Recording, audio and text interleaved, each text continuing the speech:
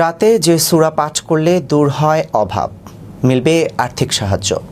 রাতে একটি বিশেষ সূরা তেলাওয়াত করলে সংসারের দারিদ্র্য ও অভাব কখনো ঘেঁষতে পারে না।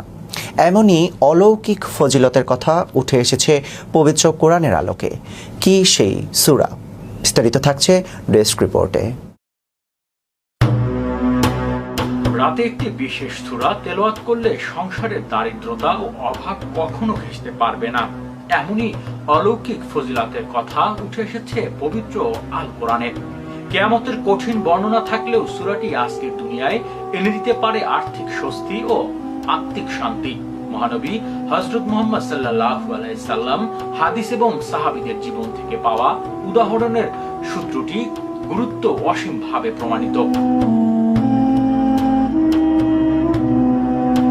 পবিত্র কোরআনের ৫৬তম সূরা ওয়াকিয়া, যার আয়াত সংখ্যা ৯৬ এবং রুকু সংখ্যা ৩।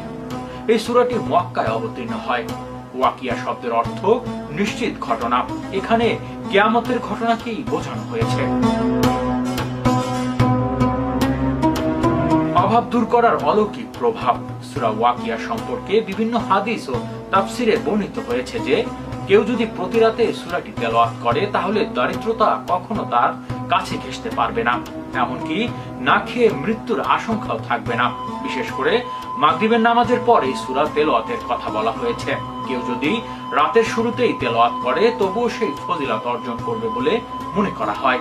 এই ফজিলতের একটি অনন্য প্রমাণ পাওয়া যায় হযরত আব্দুল ইবনে মাসউদ রাদিয়াল্লাহু আনহুর জীবন থেকে।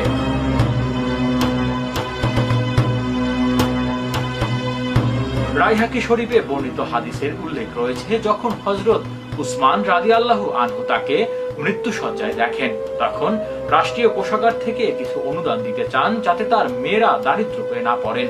তখন হযরত আব্দুল ইবনে মাসউদ রাদিয়াল্লাহু আনহু জবাবে বলেন, আপনি ভাবছেন আমার মেয়েরা অভাবে পড়বে?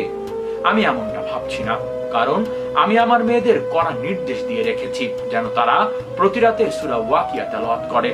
আমি রাসূলুল্লাহ সাল্লাল্লাহু আলাইহি সাল্লামকে বলতে শুনেছি, এ সূরা পাঠকারী কখনো অভাবগ্রস্ত হবে না। হৃদয় আশিস, বিশ্ব বাংলা 24 নিউজ ডেস্ক।